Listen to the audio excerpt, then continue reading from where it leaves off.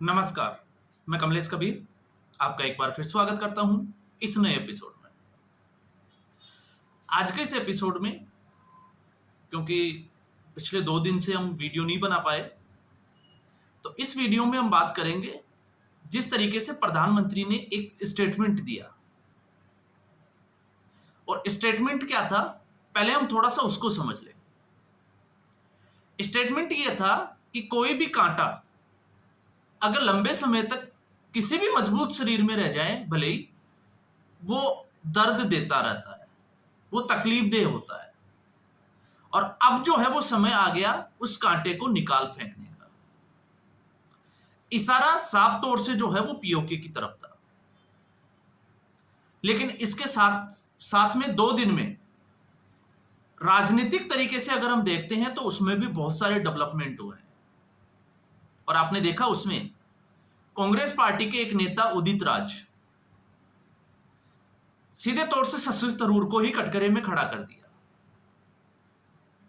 और यह वीडियो उन लोगों के लिए भी है जो लगातार प्रधानमंत्री नरेंद्र मोदी से पीओके लेने की बात करते हैं।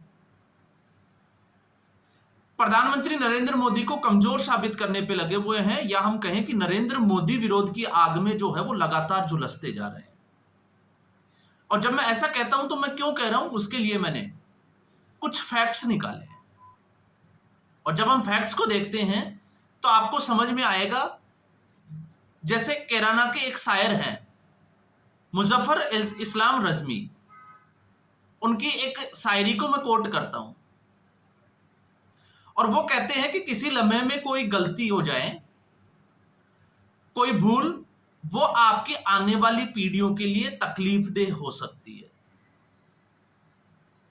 और जब हम इस संदर्भ में देखते हैं तो संदर्भ में मैं इसलिए कह रहा हूं क्योंकि 78 साल से हम वॉर की स्थिति में हैं, युद्ध में उलझे हुए हैं।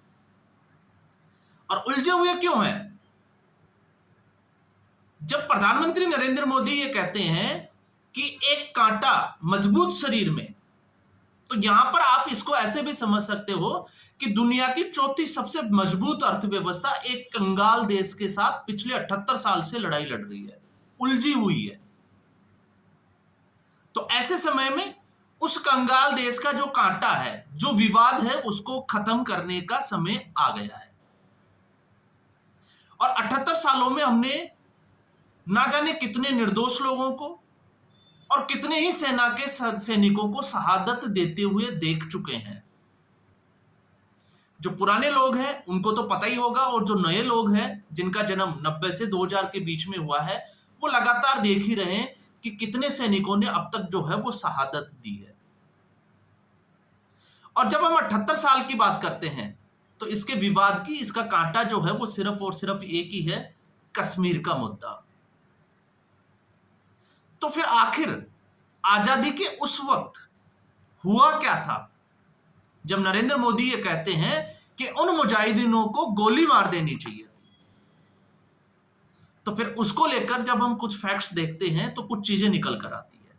और उनमें है, सबसे पहले जो समझने वाली बात है वो है कि 1947 में कश्मीर की जो बागडोर थी वो जवाहरलाल नेहरू के हाथों में थी।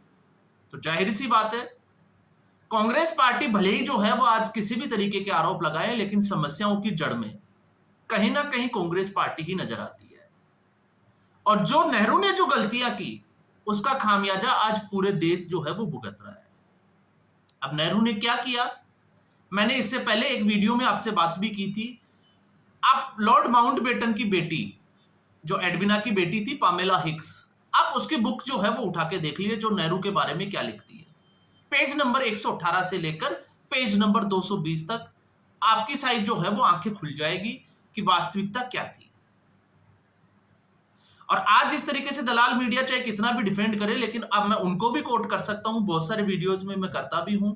आप उठाकर देखिए आशुतोष जैसे पत्रकारों को, जो 2017 में अपने ब्लॉग में ये तक लिख चुके हैं कि महात्मा गांधी का सरला चौधरी से क्या संबंध था और पंडित जवाहरलाल नेहरू का कितनी औरतों के साथ संबंध। खैर वो अलग विषय है, हम उस पर बात भी कर चुके हैं। तो अब हम आते हैं उस वक्त की बात करते हैं जब आजादी का समय था और उस वक्त हुआ क्या था। आखिर प्रधानमंत्री नरेंद्र मोदी का इशारा कहां था? तो 1947 में अगर आप देखोगे तो जम्मू कश्मीर ऐतिहासिक रूप से विविधताओं से भरा हुआ, और जब हम घाटी की बात करते हैं तो सबसे ज्यादा जनसंख्या वाला क्षेत्र, उस मैं जम्मू कश्मीर की बात कर रहा हूं, जहां पर लगभग 97% आबादी जो है वो मुस्लिम, बाकी 3% में सिख और हिंदू या फिर कोई दूसरे माइनॉरिटी वाले, जिसको हम कह सकते हैं। मुसलमानों की जनसंख्या में अगर हम बात करें तो उसमें अफगान, तुर्की और अरबी। और यही एक वक्त था, क्योंकि इस वक्त राजा हरि सिंह के खिलाफ एक विद्रोह की, जिसको हम कहें कि आहट थी। और विद्रोह क्यों था? क्योंकि किसानों के ऊपर एक दंडात्मक कर लगा दिया था इसके विरोध में। और इसी की जद में पाकिस्तान एक जो है वो बड़े हमले की फिराक में था, मुजाहिदीन हमला। और ऐसा जो है वो पाकिस्तान ने किया 24 अक्टूबर 1947 को, आजादी के बहुत कम समय बाद। और पाकिस्तान ने जो है वो हमला किया, पश्तून आदिवासियों ने हमला किया। और उसके बाद में पाकिस्तान ने, चूंकि पाकिस्तान की जो लोग थे वो हथियारों से लैस थे, और उन्होंने पुंछ के ऊपर कब्जा कर लिया और धीरे धीरे बारामूला और मुजफ्फराबाद तक कब्जा किया। और उसके बाद में जिस ऐतिहासिक गलती की बात की जाती है, वो ऐतिहासिक गलती ये थी कि राजा हरि सिंह ने मदद की उम्मीद में नेहरू को फोन किया, लेकिन नेहरू ने उस वक्त मदद पहुंचाने की स्थिति में नहीं होने का हवाला देकर फोन को काट दिया। तो अगर नेहरू उस वक्त हरि सिंह की मदद करते तो शायद स्थिति जो है वो अलग होती। और यही एक वजह थी कि बड़ा हिस्सा जो है उसके ऊपर पाकिस्तान ने कब्जा कर लिया। और वैसे भी इतिहास में आपको पता ही होगा, भारत की सभी रियासतों को एकीकरण का जिम्मा जो है वो सरदार वल्लभ भाई पटेल का था। एक ही जिम्मेवारी जो है वो नेहरू ने ली थी, और वो थी जम्मू एंड कश्मीर। तो पीओके पाकिस्तान के पास चला गया, और अक्साई चीन का हिस्सा, जो आज का हिस्सा है, वो चीन के पास चला गया, क्योंकि नेहरू जो है वो अलग कामों में व्यस्त थे। और जब उनसे आपने देखा, उनसे पूछा गया तो उन्होंने कहा कि उस बंजर भूमि का हम क्या करेंगे। ये उस गलती की बात जो है वो प्रधानमंत्री नरेंद्र मोदी ने की थी। अब हम आते हैं, जब हम इतिहास की बात करते हैं तो उस वक्त जो आइडियोलॉजी थी, एक विचारधारा इन मुजाहिदीनों की, और वो विचारधारा ये थी, सिख का सिर, मुसलमान का घर और हिंदू की जड़। जो सिख हैं उनको देखते ही सिर काट दिए जाए, और यही उन्होंने किया मुजाहिदीनों ने। ये बड़ी आतंकवादी घटना थी उस वक्त। मुसलमानों का घर, आप यहां पर जो है वो मुसलमान कहकर डिफेंड नहीं कर सकते। मुसलमान जो भारत का समर्थन करते हैं उनके घर जला दिए जाए, और हिंदुओं की जो औरतें हैं उनके साथ बलात्कार किया जाए। ये जो है वो उस वक्त उनका नारा हुआ करता था। और जब हम इसको पढ़ते हैं तो इतिहास में ये भी चीजें निकल कर आती है कि उस वक्त के जो प्रशासनिक जो सेवाएं थी, जो पुलिस अधिकारी, या हम कहें कि सेना में, पैरामिलिट्री फोर्सेस में जो मुस्लिम अधिकारी थे, उन्होंने भारत के साथ धोखा किया, और उस धोखे का शिकार हुए कर्नल नारायण सिंह संब्याल। उन जैसे कर्नलों को जो है वो मार दिया धोखा देकर।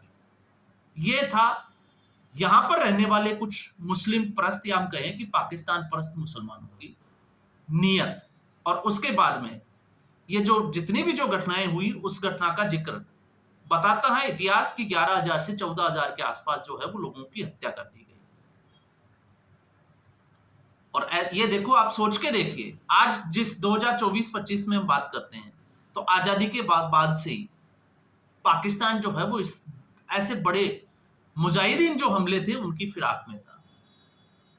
और इतिहास में जब हम इसको ढूंढते हैं तो पाकिस्तान के बन्नू में ही रहने वाले एक मेजर ओएस कल्लत के हाथ एक पत्थर लिखा लगा, जिसमें साफ तौर से कि भारत में किस तरीके से हमला किया जाएगा उसकी पूरी रूपरेखा तैयार थी। और इसकी जानकारी ओएस कल्लत ने तत्कालीन जो रक्षा मंत्री थे बलदेव सिंह, उनको दे भी दी थी। लेकिन उसके बाद में इतिहास ये कहता है कि नेहरू ने किसी भी एक्शन को या कोई भी एक्शन लेने से इनकार कर दिया।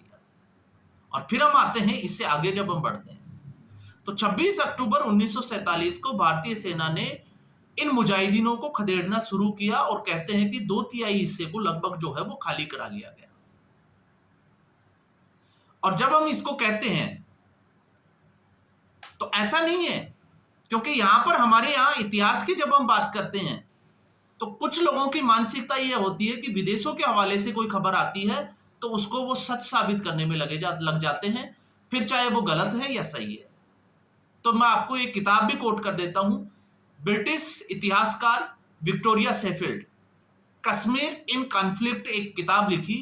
उस किताब में उन्होंने जो है वो पहली बार यह लिखा कि लॉर्ड माउंटबेटन ने मोहम्मद अली जिन्ना को 1 नवंबर 1947 को मुलाकात करके यह सलाह दी कि कश्मीर के मुद्दे को संयुक्त राष्ट्र संघ में ले जाया जाए।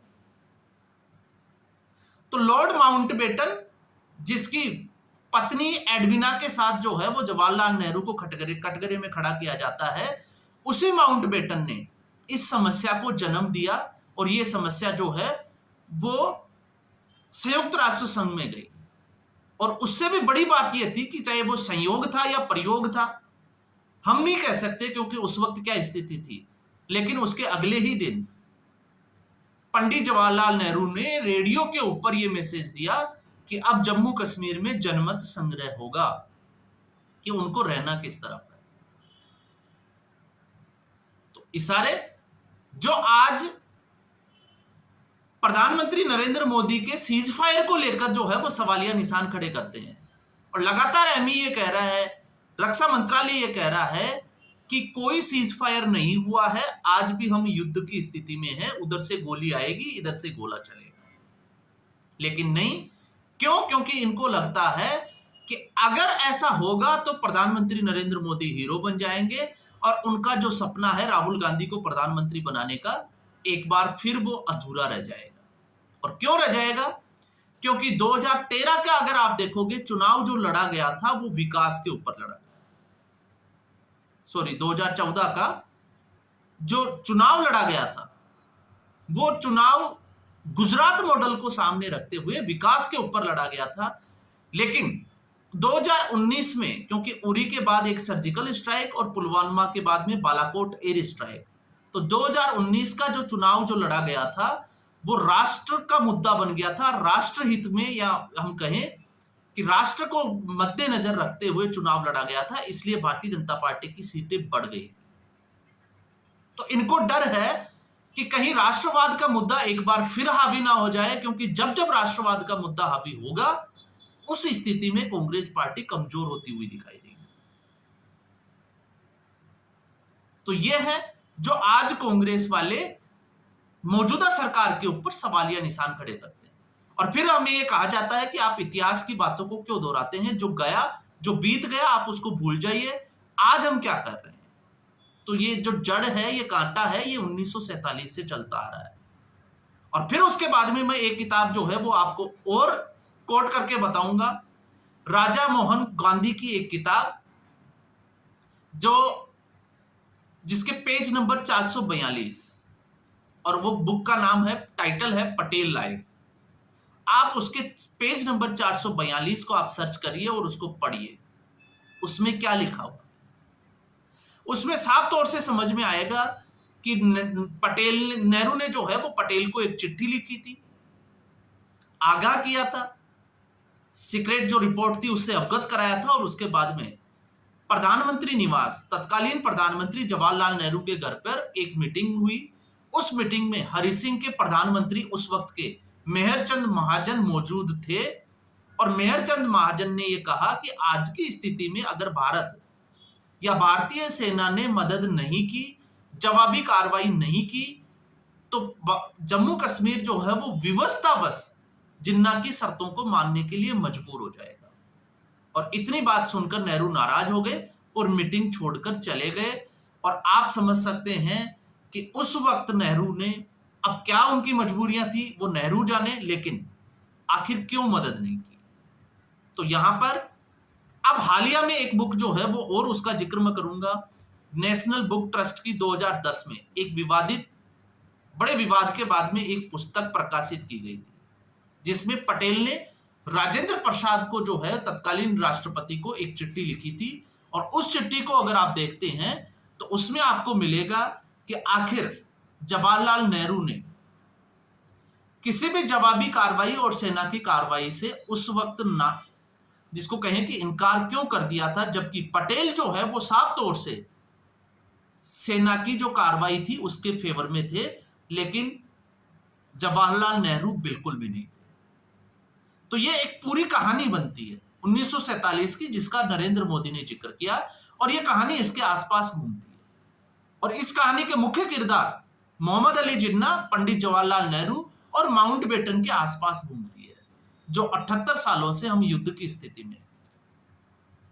तो आज के एपिसोड में बस इतना ही। उम्मीद करूंगा वीडियो एपिसोड आपको पसंद आया होगा। वीडियो को लाइक करें, शेयर करें, चैनल जरूर सब्सक्राइब करें। धन्यवाद।